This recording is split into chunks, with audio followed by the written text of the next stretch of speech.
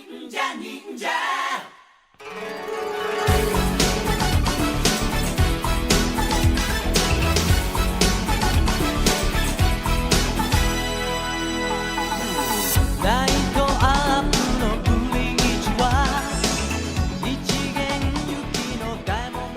to the Super Sentai Brothers. This is episode 32 of A View to a Kakuranger, the internet's best and only podcast dedicated to Ninja Sentai Kakuranger.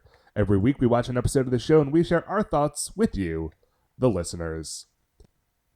My name is Matt J, and back in the saddle, with me as always is my co-host and brother Dave. Dave, welcome back. How you doing today?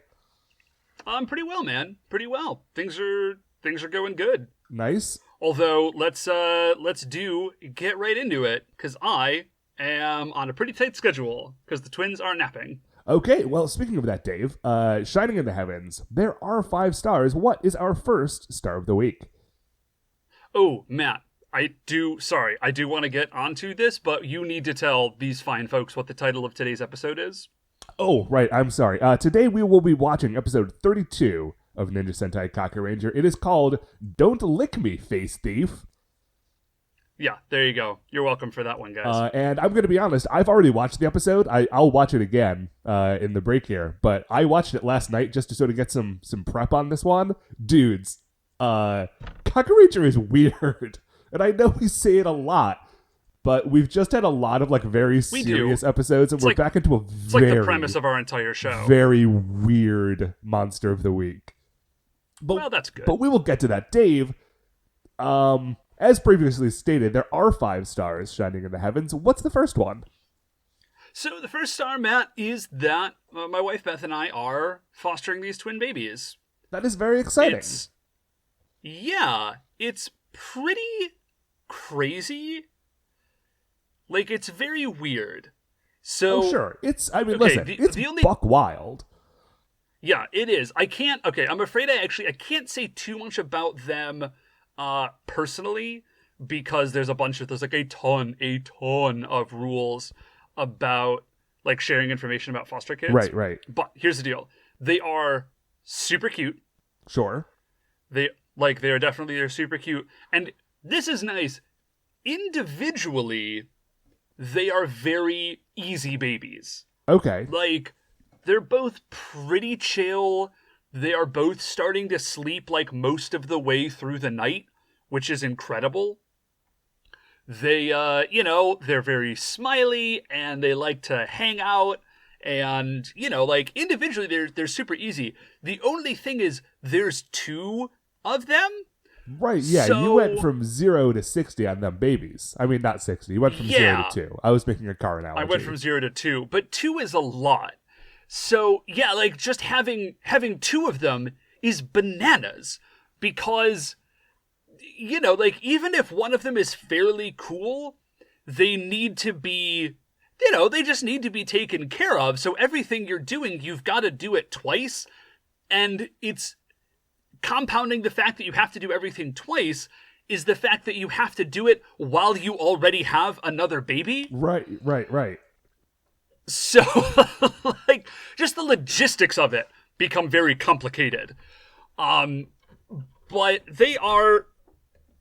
But they're super nice, and like I said, they're really cute, and it's a very weird thing. Again, I know I'm sort of repeating myself. It's a very weird thing, because on one hand, like, they're babies, and like, you're here, and you're loving them, and like doing all of these things, but on the other hand, they might be gone in 6 months, or they might be gone in 2 years, or they might never be gone. Who knows? It's just, it's a whole crazy thing, and it's a weird journey, and that's really it. There's not a whole lot of jokes about that. Right. I mean, they're too young to be saying the darndest things yet, so.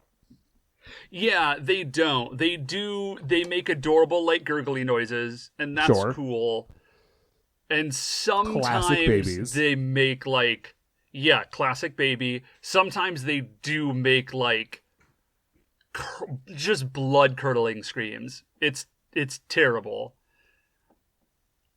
All right, so that's not great. Sure. I mean, listen, you take the good, you take the bad. something, facts of life. I don't remember the interstitial bit. Yeah, you got it. I think that's basically Who it. cares? Yeah, we're good. We're good. Well, anyway, Dave, it's very cool that you are doing that. I look forward to meeting these babies at some point. I am glad that you were able to enjoy a week off from the podcast last week. Yes, not that I didn't miss you. helped. It was very weird to not be putting out a regular episode. Although I do actually really like what we did. Yeah, man, I thought it turned out really well.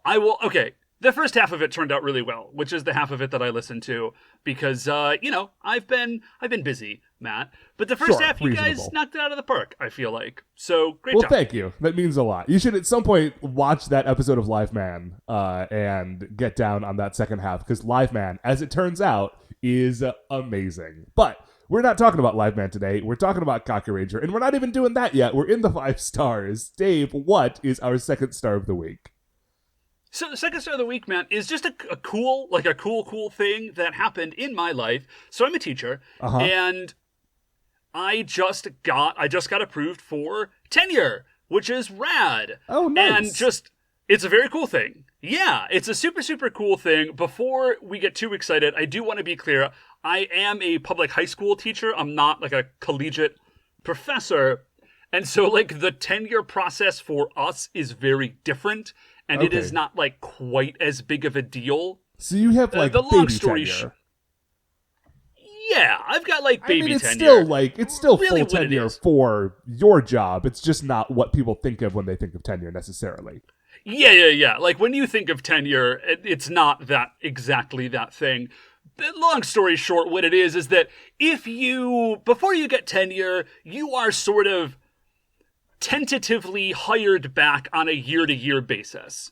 But there's like a provisional period where they're just like, well, we could like kind of get rid of you if we felt like it. But once you get tenure, it's basically like, yes, like you're cool, we're cool, you get to stay here, like pretty much forever. So nice. So it's really great, and it's kind of, it's like an additional level of job security.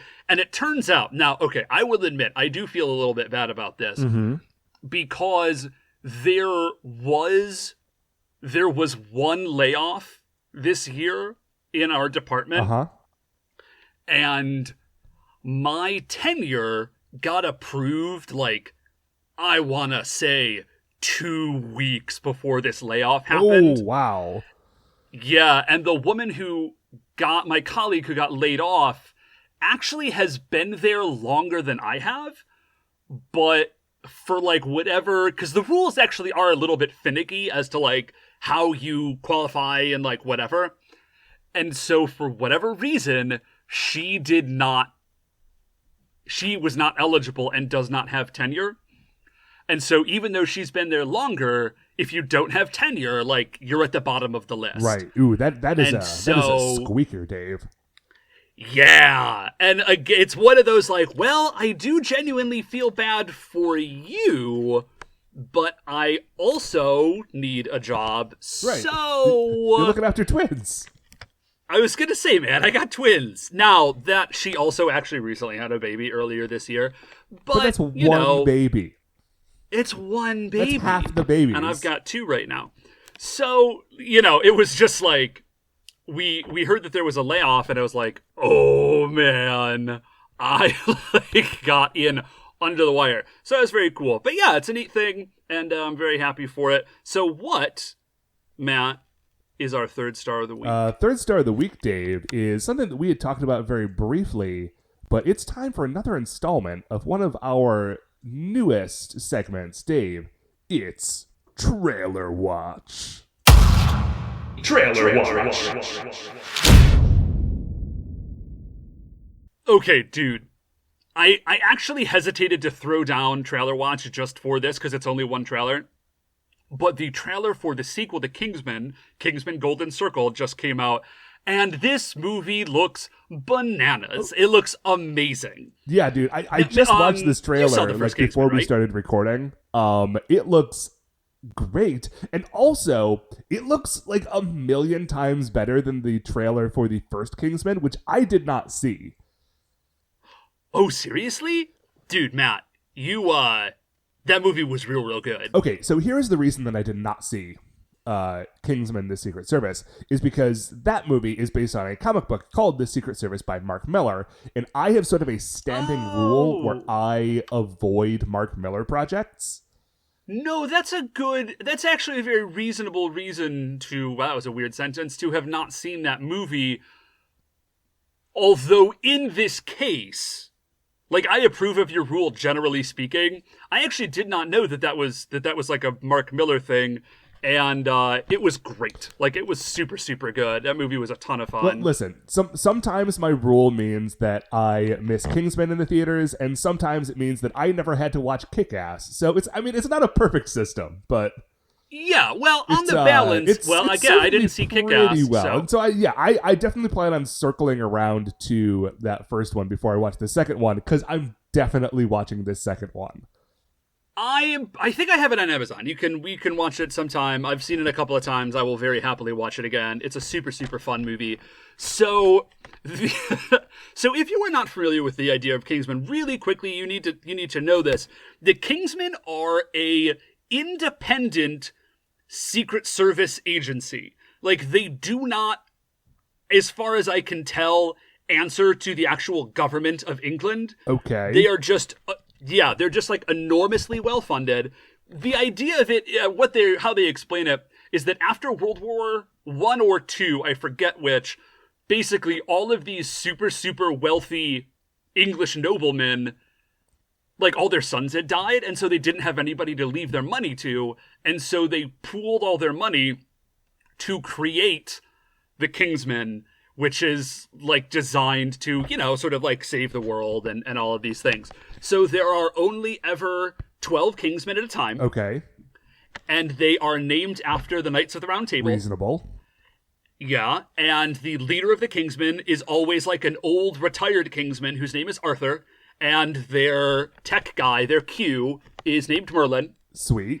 And, like, you give up your name, and then you become like take Galahad on the mantle of and then when one Kingsman dies, like, the other Kingsmen all train a recruit, and then, like, whoever wins, I guess, becomes the new Kingsman. It's super, super rad. So in the new movie, and this really is the thing that I'm incredibly stoked about, you don't see a whole lot. But you see the Kingsman, and the guy's name is Eggsy, and he's, like, running around, and then you see, and he's got, like, a suit and, like, glasses, and they have, like, weaponized umbrellas. It's super cool. They're, like, very British. And then in the trailer, he runs into Channing Tatum, who is wearing, like, a shepherd's, like a tan jacket with, like, a fur collar and a cowboy hat.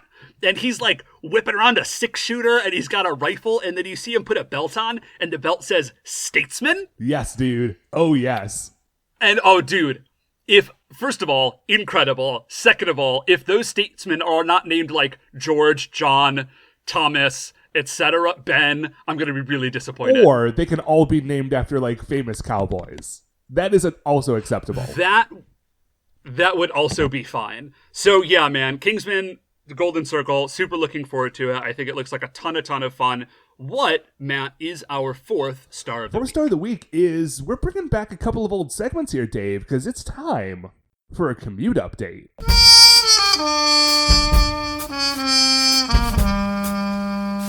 Commute update!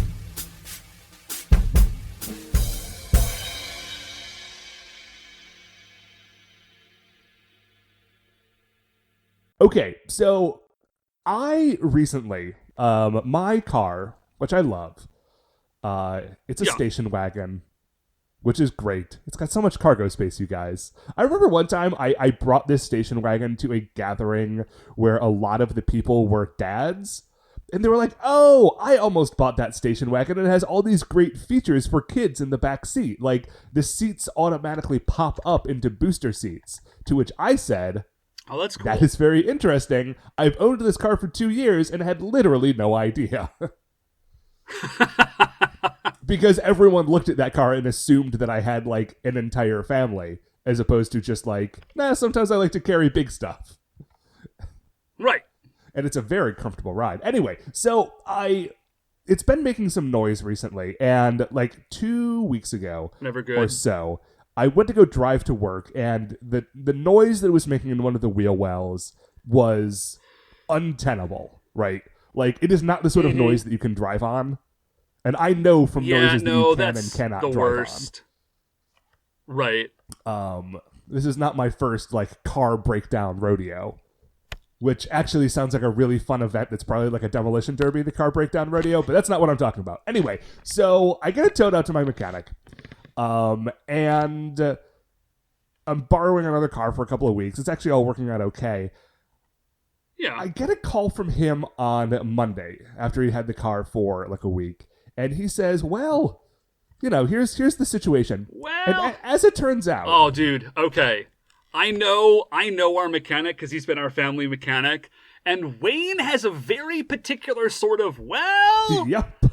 And it's never good. No, so... It's not a good well. Without getting into the specifics, it is going to cost what I have been describing as a hilarious amount of money to get this car fixed. Well, I'm glad you're looking on the bright side. Well, here's how I'm trying to think about it, Dave, is that every time I buy a pair of shoes, right, and eventually the soles on those shoes wear out, because I'm the guy who wears his shoes until the soles wear out, and then continues to wear them on dry days for the next couple of months. Like, that's just... Is anybody not that guy? I don't know. That is just sort of like my relationship with like that sort of thing. But every time that happens, all I want to do is just go to the store and give somebody money and say, hey, I just want that thing again. Can you just give me those shoes again? But those shoes are never still in existence like 2 or 3 years later, because they've always like changed out what they're making. So the way I'm choosing to think about this is that I have a chance to basically just buy my car again. Like, I bought it before a couple of years ago, and now I get to re-up and basically buy a whole new car. It's just the same car, and it's already got all my radio presets. It's kind of perfect if you think about it. See, I like that. That's a really positive attitude. Hey, man, listen, sometimes you just gotta keep on the sunny side, my friend. Anyway, that's it for the commute update. It's just the biggest thing that's been happening in my life the last few weeks. And while it's not very funny, it's kind of all I've been thinking about. Yeah, well, those things have a way of, like, arresting your attention. So what, Matt, is our fourth Star of the Week? Fourth Star of the Week is, I recently received a sort of mystery package. Well, okay, it's not a mystery package.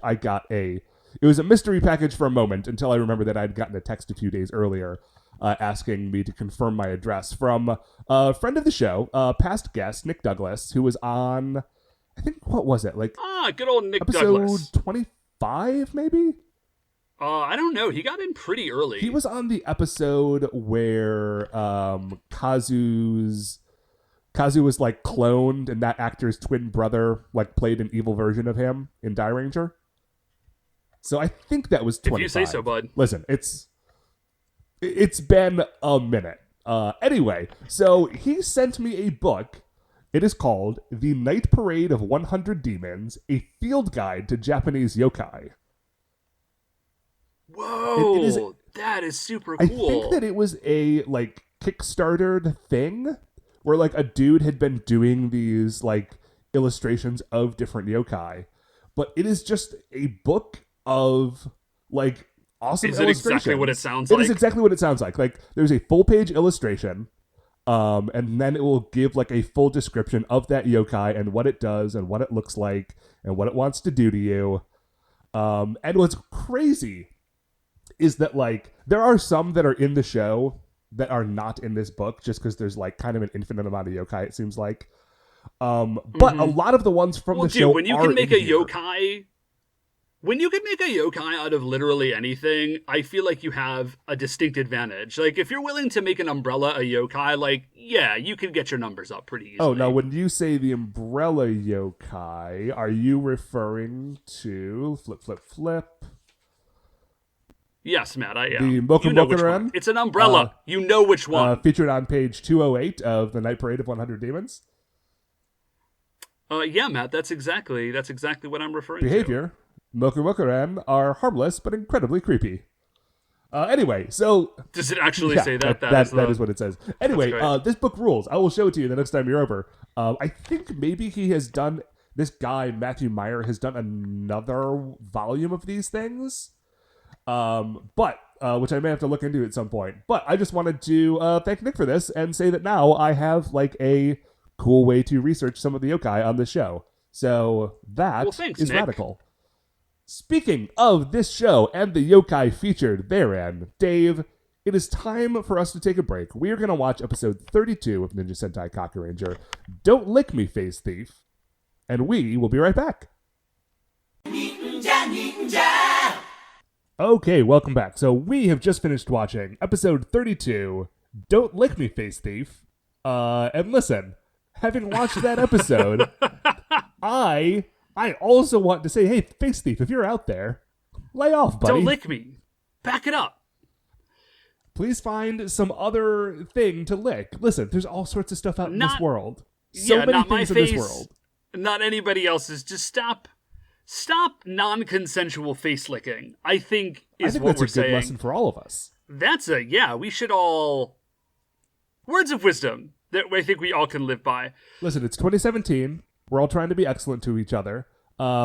Step one of that, well, listen, there's a lot of steps to that. A step to that is remove all non-consensual face licking from your life and the lives of others. Yeah.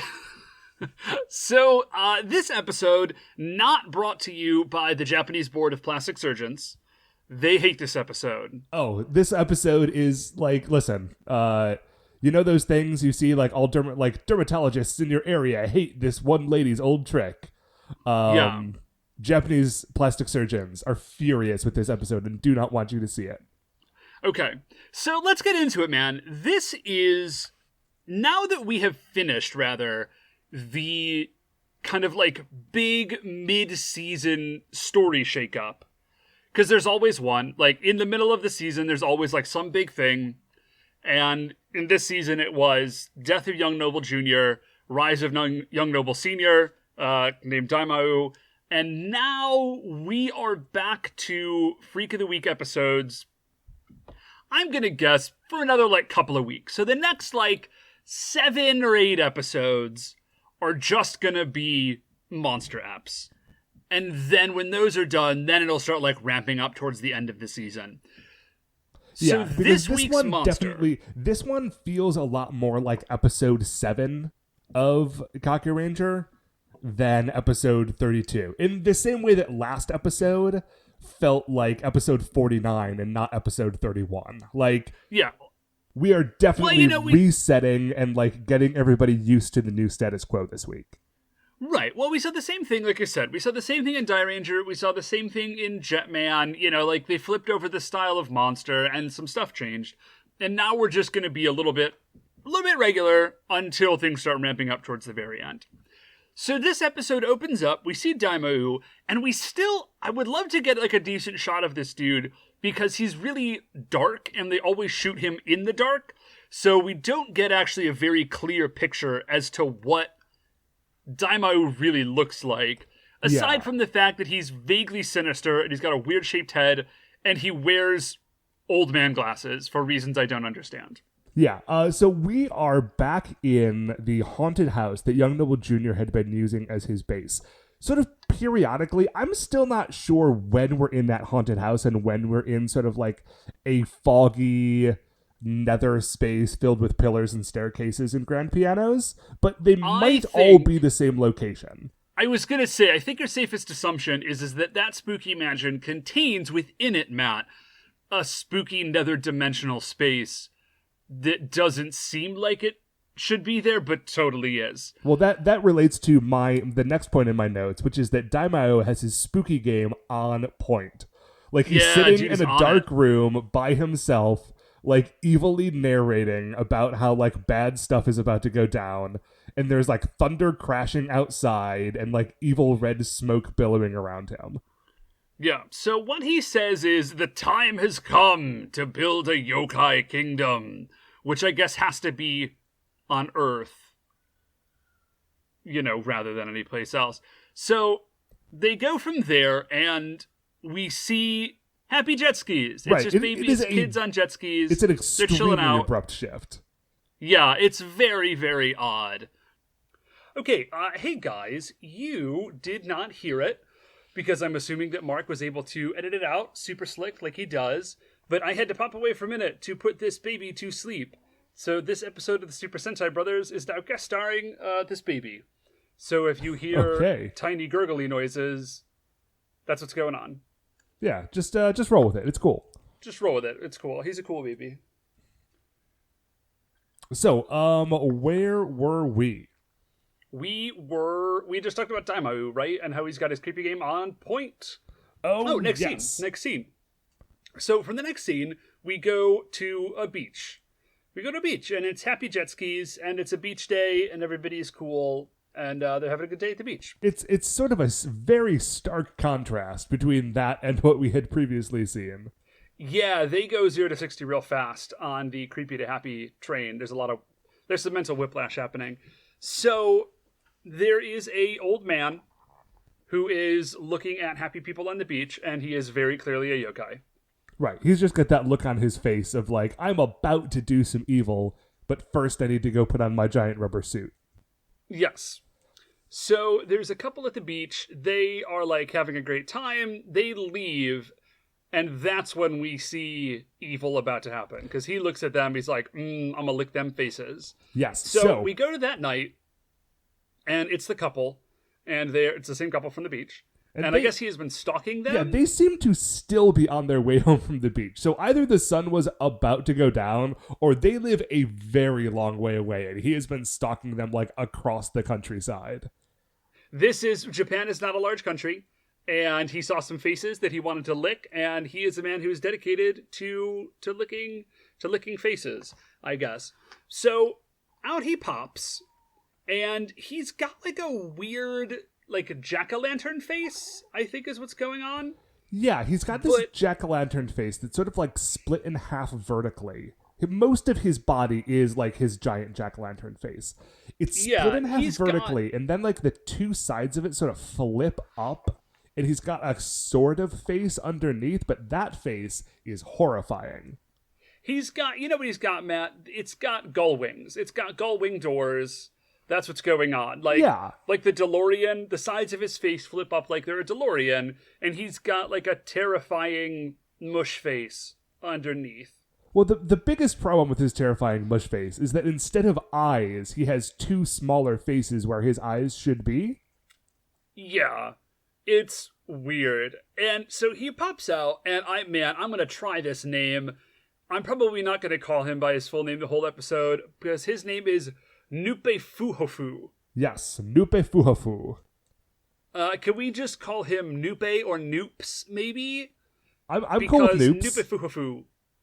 Well, actually, now that I say it, Nupe Fuhofu. No, let's stick with Noops. So, Noops. Nupe Fuhofu is not undoable, but Noops is very fun. Yeah, so Noops is a face licker. That is his thing. It is his raison d'etre to lick faces. So he eats their faces. So what he does is he has a giant tongue, Sugarman style. And he actually even kind of is built like Sugarman, as I think about it. Well, you know Is there some... Okay. Is he like digging into some like deep... Does Sugarman tap into some like weird primal psyche thing about like giant monsters that have like huge heads and long tongues and tiny arms? I don't know, but that also reminds me of one of the bosses from Super Mario RPG. Huh. Do you remember the dude? His name was Bellome, and he was this big like yellow dude with red highlights on him, and he had a giant tongue. You fought him in like this underground temple. Man, maybe? That game was super good, though. I haven't played that game in ever. I don't know, man. Maybe whoever did Sugarman is aware of Nupe Fuhofu's existence. So, okay, now that I'm actually saying it, Nupe Fuhofu is kind of fun to say. I think let's just agree to go back and forth as the moment leads us. So, Noops licks their faces, and what happens is they don't die. And it's not like their head is gone. What they've actually done is just put like a blank white mask, like a blank white plaster mask on these people. The impression that I get is that, like, they can still see and talk and smell and all of those things, just all of their defining facial characteristics are gone. Yes. Like, just completely whitewashed. I mean, actually whitewashed. Their faces are white. Yeah, their faces are just straight white. So Nupefuhufu then introduces himself. He's like, hey, what's up? I'm Big Noops. I am the Nightwalker. And apparently back in the day, he used to live in cellars. And here's just a fun tidbit about him. His body used to be made out of cadaver flesh. So that's a fun like trivia moment for you. So I really want to know, like, what is the... Like, what's up with that? I don't know, dog. He's not in my book. What's going on with him? I mean, we could stop and do a quick moment of, like, wiki research if you want.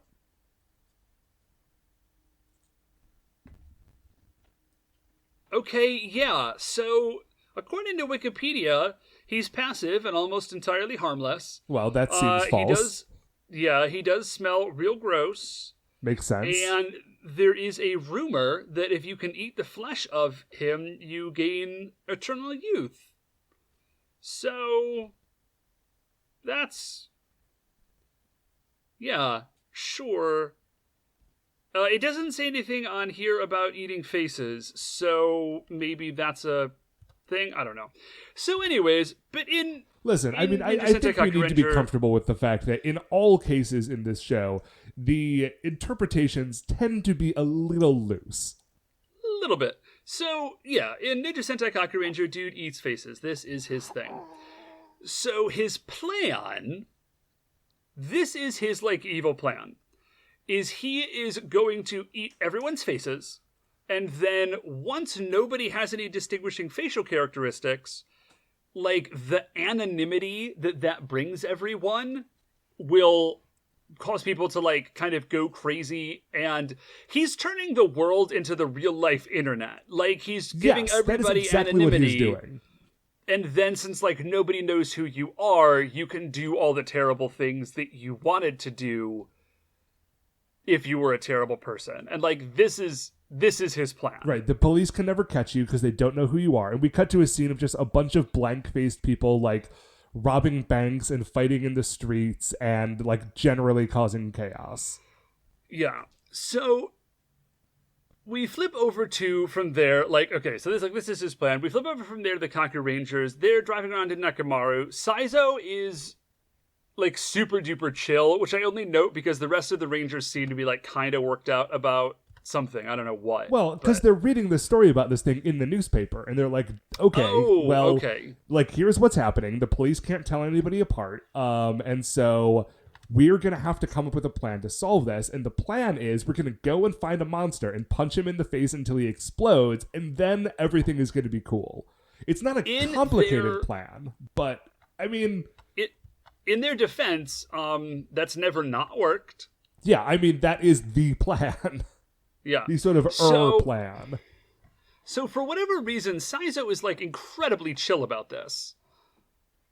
Yeah, like, that made it into my notes as well. Like, he's weird, like, almost upsettingly upbeat about the whole problem. He's like, well, you know, it's just, you know, maybe it'll be okay. Maybe we won't have to worry about it. I'm not sure, like, what his motivation is. So we only see them for, like, a hot second, and then we flip back. Well, because they pass Nupefuhufu on the road. Like, he's in his human form on his bike. Oh, by the way, he's like an ice cream man, which apparently... Oh, like, that's right. Yes, thank you. So, like, he is selling ice cream out of a cooler attached to the back of his truck as opposed to driving around... I'm sorry, a cooler attached to the back of his bicycle. He does not have an ice cream truck, but maybe that's just how ice cream men are in Japan. I mean, that would make sense. We've seen it. Similarly with like, tofu and such. Yeah, so... we see him, and, like, it's actually a pretty cool scene transition. Like, normally we would get, like, a smash cut or something, but we just see him, and he's right there, and then we stop following the Rangers, and we start following him. It's kind of neat. So, Noops lives in a beach shack, is what's going on. So he goes into his beach shack, and at first it's, shacky. But he goes into a room in the back, and TARDIS style, it's like much larger and nicer in this back room than the rest of the shack would lead you to believe. And in this back room, lining the walls are a bunch of picture frames. And mounted in those picture frames are all of the faces that he has licked off. It's actually a pretty rad effect, because what they have is just people standing behind the walls, putting their faces through, like, face-sized holes in the walls. Yeah, and just standing very still. And not moving. Yeah, it's pretty great. So he's super stoked about it. It's not clear...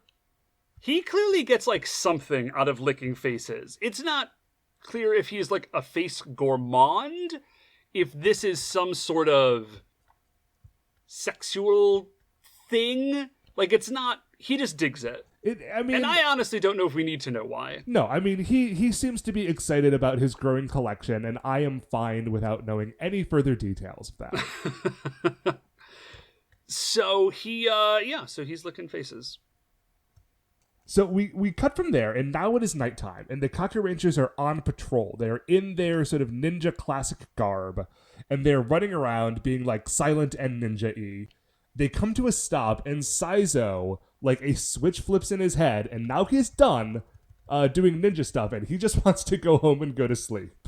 Yeah, he did. He's just like, we're good, right? Like, he's not going anywhere. We've been running around for a while. We're not going to find him this way, clearly. So let's just all go home, get something to eat. It's going to be great. And the rest of the Rangers are like, Saizo, no, dude, we're ninjas. We're on patrol. We're gonna keep looking. And he's like, no, that sounds super lame. And then suddenly, from the bushes, there's a rustling sound. And Sasuke, quickly using his ninja reflexes, pulls out like 20 shuriken and throws them all into the bushes, attempting to murder whatever is inside there. Yeah, Sasuke definitely likes shurikens first and asks questions later. And somehow this does not go poorly. Because what happens is that a little girl walks out of the bushes. And listen, I have watched enough of this show to know that Sasuke can easily murder things with those shuriken. And somehow he has managed to miss this child at least a dozen times. So she pops out and he says, like, the Rangers ask him, ask her rather, like, what are you doing, little girl? Like, this is very dangerous. And, like, there's a monster running around and you need to be home or, like, you will die. Like, this is very, very bad. And she says, her name is Haruko, by the way. She says, no. I know what's up. I'm out here on purpose. Because if this yokai steals my face, I can get a new face. Yeah. And I will be able to look like a manga princess. And then there's like a brief cartoon overlay that we see like a manga princess instead of her for a second, or she's like looking up at it. Yeah, it's like up in the skies and she's imagining how beautiful she can be as a manga princess. And if she gets that princess face, then she can start living as a princess, and won't that be wonderful? Yeah, so basically if she changes her face, everything will be great. And, like, life will be awesome. This message brought to you by the Japanese Board of Plastic Surgeons. Right, and so everyone is, like, dumbfounded and just, like, they do not know how to react to this child's terrible, terrible idea. But listen, Matt, I spend a fair amount of time with teenagers, and this is a thing that happens. Like, sometimes you spend a lot of time with teenagers, and the thing that happens is sometimes they want a monster to lick their face off so they can live life as a manga princess. Matt, listen, I don't know. No one has explicitly told me that is what they want, but if I found out that were true, it wouldn't, like, blow my mind. But I sympathize with the Rangers here, because sometimes a kid will say something, and it's so absolutely bananas that there's no rational way to respond to it. Yeah. It's as though a child just said, like, a string of words that clearly to them had, like, some meaning, and you just have to stare at them, and And like, I've literally been rendered speechless by the things that kids say because they're just so insane. So, and like, not little kids, teenagers. It's like teenagers, anyways. So they're like, listen, that's a terrible idea, and you need to go home. And in fact, we're just going to make you go home. Right. So Tsuruhime volunteers Saizo, because she knows that Saizo wants to go home anyway. She's like, listen, you take her home, and then I guess you can, like, have the rest of the night off. We will continue to do the important work of actually being Kakurangers, and then everything will be cool. Right. So Saizo sort of grudgingly agrees to this. And so we cut off, and we follow Saizo and Haruka for a while. And as they're walking home, she is, like, straight up fighting him. If we did not already know that Saizo was the hero of this story and that he was, like, a good dude, it straight up looks like she is being kidnapped. Oh, sure. I mean, listen, he is dressed as a ninja and dragging her against her will under cover of night. Like, we needed to have, 31 episodes of context before this is in any way okay. Yeah, so as they're rolling, like, Nupafuhofu shows up. Naturally. He, like, jumps of out course of... he does. Yeah, he jumps out, and he says, I'm gonna lick your face, basically. She, of course, is thrilled, Haruka that is. Yeah. But Saizo, like, as he goes to, like, come in with the lick attack, Saizo throws her out of the way and jumps out of the way himself, and sort of goes into an attack stance. Nupafuhofu is shocked. He cannot believe that someone has evaded his horrible, horrible tongue. Yeah. So he, like, fights with her he fights with Saizo for, like, a second, and then Haruka, though, like, jumps back out.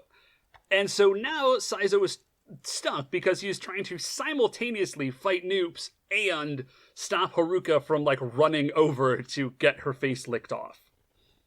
Right, so... He does not succeed. No. Nupafuhofu attacks with the tongue, and this time, like, we don't see them get hit, but they both go down. And at this moment, the other 4 Kakurangers all arrive. Sasuke, like, real quick, pulls out Red Slicer, hits Nupafuhofu with it. Nupafuhofu is like, listen, I'm outie. I'll see you guys later. He disappears. Yes. They go to pick up Haruka, and Haruka's face is gone. She is ecstatic. She starts, like, jumping up and down. We cut over to Saizo, who is, like, his first question is Haruka okay? Which, good on you, Saizo. Yeah, that's very cool. When he is done realizing that Haruka is in fact okay, he sort of checks out his own face and realizes that the attack that he kind of saved Haruka from, that he was trying to save Haruka from, did hit her, and it also hit him. So his handsome face is now gone, as he continues to describe it through the rest of the episode. Yeah, he is, he's very, very upset. So we cut here to a scene that, from Haruka's perspective, is wonderful and like paradise. Yeah. And if this were an animated series, I can see a way that they would have made this seem like a charming fairy tale. But in a live action sequence, this next scene is straight up nightmare fuel. Yeah, it's inspiring some like very real body horror.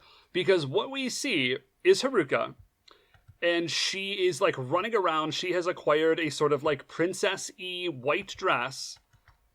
And then she has literally painted on a anime like manga style princess face. And as she is running around, all the people who see her are like, oh, what a pretty girl. As though they are seeing her literally as a manga princess and not as a faceless monstrosity who has used like grease paint to approximate the look of a human. Yeah, everybody is reacting as though this is 100% real, and she just does somehow look like a manga princess, and like that's cool and fine with everyone involved. Yeah, it's very bad. So she's like running around, and it's like, yeah, like she is having the time of her life. Everything that is happening is exactly what she wanted. She called this situation perfectly. She has a manga princess face, and now she is living the life of a manga princess. Saizo, on the other hand, is having a very bad day. Yeah, he is not into what's happening at all. He has retreated to inside Nekomaru and is literally hiding under a blanket. Like, if I don't have a face, what is the point of even living? Like, everything has gone wrong for me. What will I do? Good heavens. Yeah, not just a face, but his face specifically. Sure, his handsome face. His wonderful, handsome face. And listen, I don't want to throw any shade on Saizo. Saizo's a good-looking dude. You know, he is. I would not call him the most handsome of the Kakurangers, but he's a fine-looking man. But the extent to which he insists that his face is like almost like preternaturally handsome is a little funny, and is probably meant to be, because the other Rangers, when he refers to his handsome face, are like, it was your face. Yeah. So Haruka does show up, and she, calls him, and she says, listen, Saizo, you are looking at this all wrong. This is your opportunity to be a manga prince. And then there is also a very weird, imagination sequence that she has, where she is dressed up like a manga princess, and he is dressed up like a manga prince. And by that, I mean he is dressed in, 18th century, European nobility style, military dress prince uniform. He's dressed as Prince Charming. Yeah. Fancy epaulets and a sash. Thank you. Nope, you are correct. He is 100% dressed as Prince Charming, and I did not put that together. I was like, no, he's just got a vaguely princey thing going on. No, he's got the princey thing going on. Yeah, and so we get this weird roulette thing where you see a bunch of various manga faces go over his blank face, and then it locks into this weird prince look. We get the flashback scene, or not the flashback scene, the weird fantasy scene, which... Okay, the weirdest thing about this fantasy scene is that they seem to both be experiencing it, but Ruka is that is what she wants, and Saizo is horrified by it. Because when the scene cuts, and it cuts by that scene, literally the pieces of the screen shattering and falling down. Yeah. We then cut back to Saizo's blank face. There's lightning bolts behind it, and the huge anime sweat drop falls, and he's like, no, I do not want this thing. Yeah, now, in my head, Saizo was doing that because he wanted it to be very, very, very clear to anybody who was, watching or listening that he is not interested in being the manga prince to Haruka's princess because she is a child, and that's insane and gross. Yes. So, that's the end of that scene, sorry. So, we're back at the shack. And it's Nupe, and he loves those faces. Just loves them. And this, I guess we just did this as a way to get out of the previous scene. Because literally this whole scene at the shack is Nupe at home with his faces, and then we cut to Sasuke and Seikai running around looking for Nupe Fuhefu. So we get a real quick shot of Haruka in a field. We have a close-up on a cicada for reasons I don't understand. I'm pretty sure it's not a real cicada. And all that we get from her is that it's very hot. And I think that's just there to establish the fact that, it's super hot and this will be important later. My guess is that it is a real cicada. It seems very real. Or at least it seems like the sort of, outer husk of a cicada that they leave behind. Because... Could be... Because one of the things that I've been thinking about with Super Sentai that we never really talk about is that they put out a new episode every week, right? And there isn't really any time off. And so as the shows progress, they sort of go through a full calendar year. And so that is one of the reasons why people's outfits change throughout the year, is because when this show started, it was probably cold out and they needed to wear a bunch of flannels. Needed to wear a bunch of layers, and now it's hot. Yeah, and so I think this makes a ton of sense. A way to indicate, it is the middle of the summer. All the cicadas are out. And maybe it's a cicada year. I don't know. I would have to look that up. Yeah. So anyways, so it's very hot. There are cicadas, etc. We go from there to Sasuke and Seikai, and they're at a beach. And they are also super duper hot. Well, Seikai is. Sasuke seems fine, maybe because he's dressed... Well, I will never say that Sasuke is dressed reasonably because he is wearing a skirt made out of jean shorts. But... Yes, okay, thank you. He is dressed for the weather, and I think that Seikai has, like, an extraneous vest on. And plus, Seikai is sort of a whiner. And so he is, like, full-on collapsed on the beach, refusing to go further. And he looks up and sees Nupefuhefu, but in his guise as an ice cream salesman. And he's like, oh, my life is saved. Now we can go on. Yeah, everything is cool. So we go from, what we just see is that Nupe is, he sells them some ice cream. Seikai and Sasuke, they're eating that ice cream. And Nupe thinks to himself, like, okay, this is my moment. I'm going to get these dudes. Because he, of course, recognizes them. Right. And so he transforms, and he's, like, sneaking up on them. And just as he is about to get to them to, like, surprise attack face lick, it starts to rain. They, like, jump up and turn away. Nupe trips.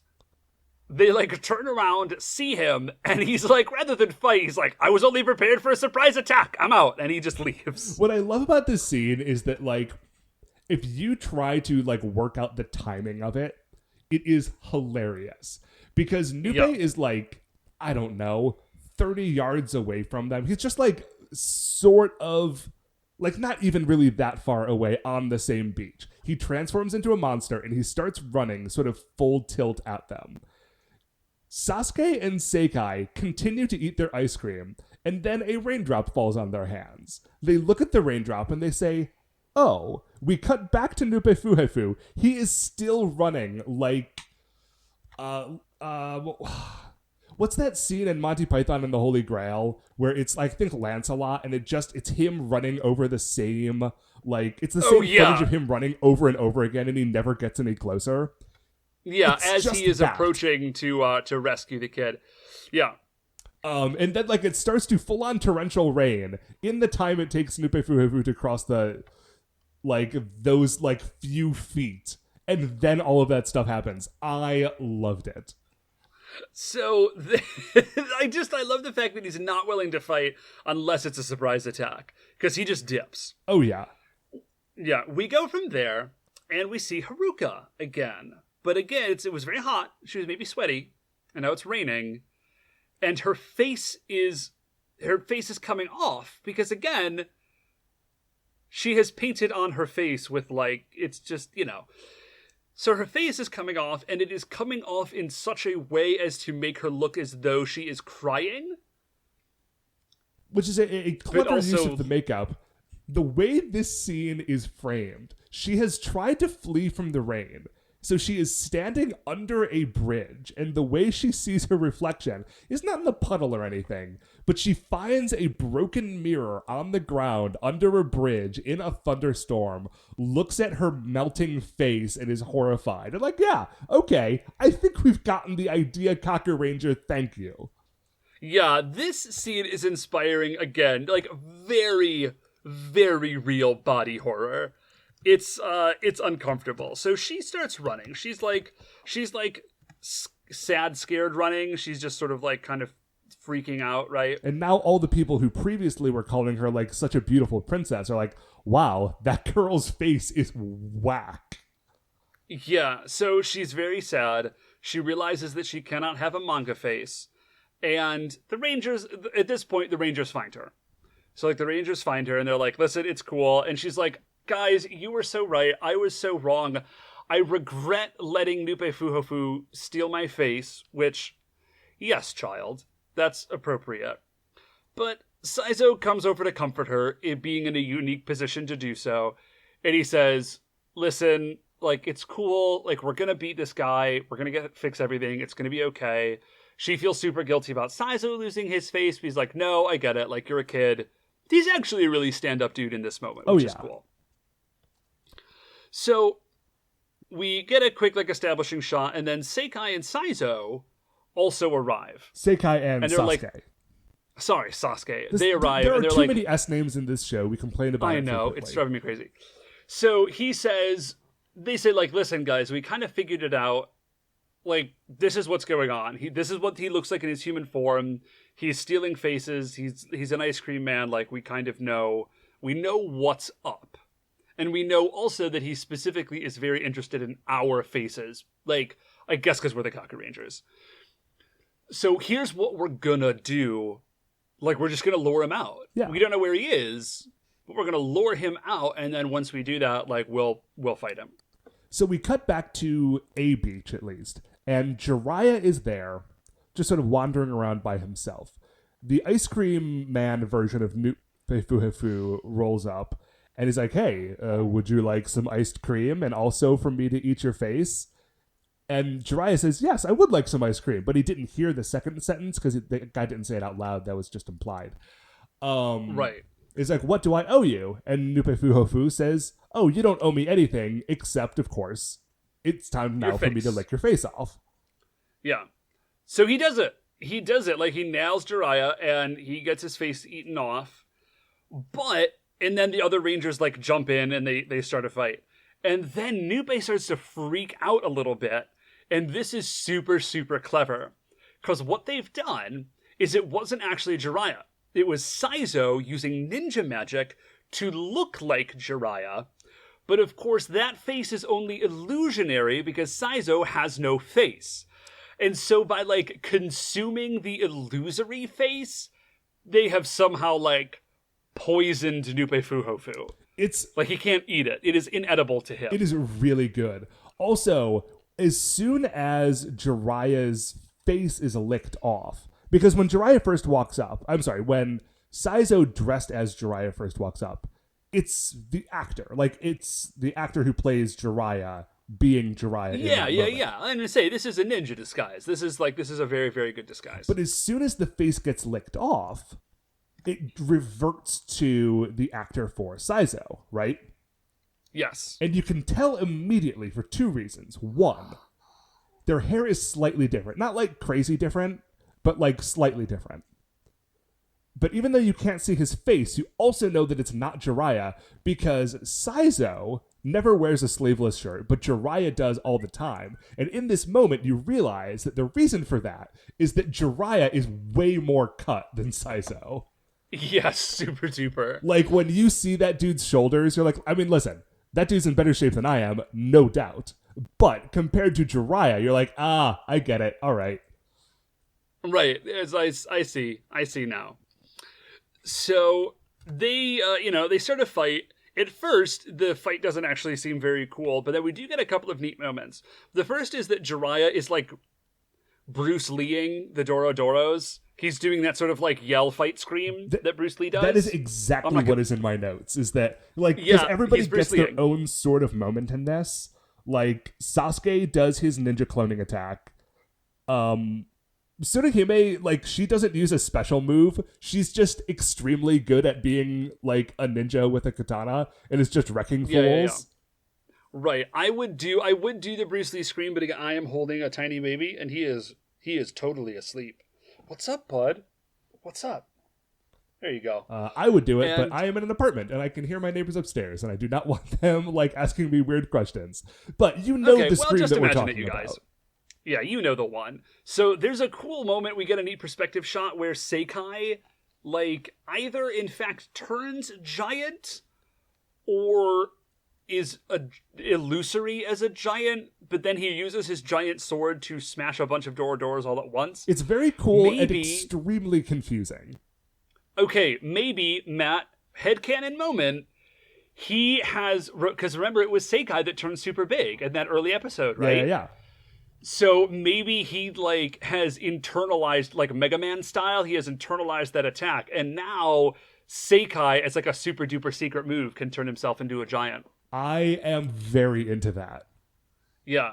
So they're fighting Nupe. He is, like, fighting back. If anybody knows, because what we see, like, Batman 66 style, there's, like, voice effect, like, sound effects, visual sound effects coming out. And his attack is that he burps, it sounds like, but then the word gep comes out, And if anybody knows, is Gep the Japanese transliteration of a burp sound? Yeah, it seems like that.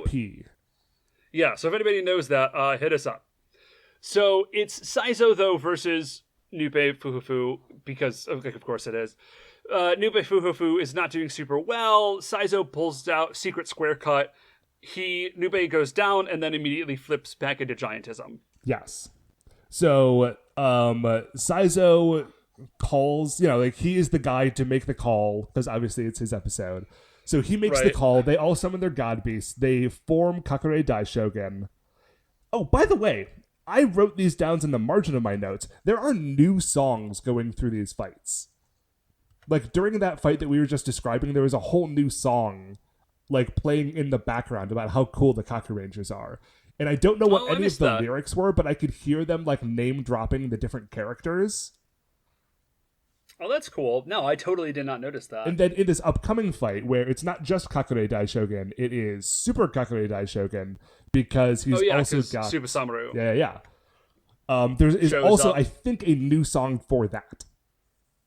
Okay, yeah. So the thing I love about this fight is that Nupe clearly is a surprise. He's like an ambush fighter. Because once Super Kakure Daishogun shows up, Nupe literally does not even attempt to fight back. He just recoils in horror at his imminent death. He sees Kakure Daishogun and literally, falls back with his hands over his face and is, trying to back up. And then Kakure Daishogun is dropping, mega punches. And there's this flying, spinning kick that's amazing that they hit him with while shouting, "Regret what you've done."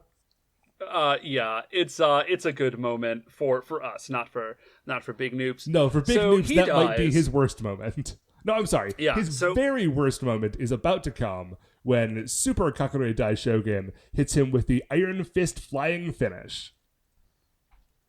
And yeah, that's the finish. He dies. So he dies. All the faces go back. Hooray.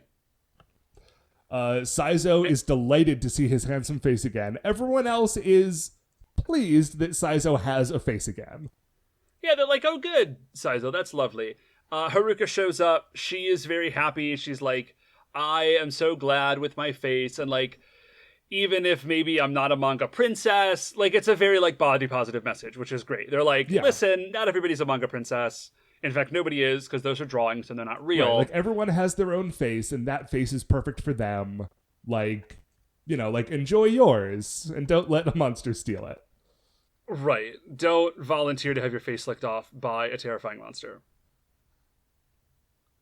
And it's not actually the end of the episode, because the end of the episode is that they frolic on the beach for a few seconds, and then they all stand and wave to the camera as that moral is reiterated via the narrator.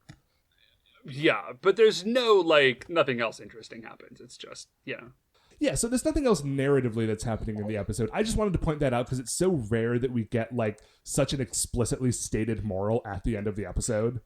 Yeah, it is super fun. So that is it, Dave. And now it leads us into our closing segment, Dave. Where do you think that Nupe Fuhofu lands on the Creature Royale? I'm kind of torn because he's got a cool look. And it's a fun episode. It's a pretty fun episode, but as a monster, he's kind of he licks some faces. We never really get into his plan. He's not a terribly effective combatant. I think he's actually probably fairly low on the list. Well, let's try to find an equivalent sort of dude who is just a solid monster of the week in a pretty good episode. And I'm looking down at Bakaneko, Traffic Light Dimension, that sort of territory. Okay, yeah. Maybe a little lower than that. I think lower than that. My sort of bottom guardian is Tofu Hermit. Mm-hmm.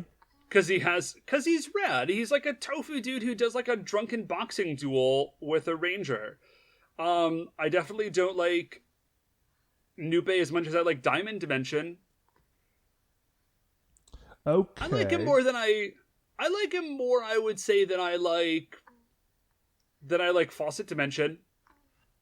I'm cool with that. Okay, so do we want to put him in between Fawcett Dimension and Itan Moman, the rag dude on the motorcycle? Yeah, because no way does Nupe approach that level of pettiness. No. And also, like, he's got a bicycle, but he doesn't have a motorcycle. So, listen. Yeah, that's key. I just want you to know where my priorities are on this list. There he is. So, Nupe Fuhufu comes in at spot number 49. All right. And that, I think, is going to do it for another episode of View to a Kakuranger. Before we finish up here, I want to remind you all that you can email the show at supersentaibrothers@gmail.com. You want to get any updates on future episodes or check out the things that we're talking about on Twitter, we are at Super Sentai Bros. If you like the show, please remember that shining in the iTunes review section, there are 5 stars. Rate, review, subscribe on iTunes. That's what's going to help new people find the show. Super Sentai Brothers are a production of Retrograde Orbit Radio. To find any of the other great Retrograde Orbit Radio shows, you can get them all at retrogradeorbitradio.com. Oh, hey, by the way, I was going to mention this earlier in the show, but we had like a crazy week for downloads, and I think it's because the Car Ranger DVDs came out. And so a bunch of people were like Googling Super Sentai podcasts and found us. So if you are new to the show and you found us that way, welcome. We are glad to have you. Welcome. I mean, and also maybe tweet at us if that is in fact the case. I'd be very curious as to how that happened. So once again, we are the Super Sentai Brothers. I'm Matt. I'm Dave. And we'll see you next week for the greatest show on Earth. Calculate.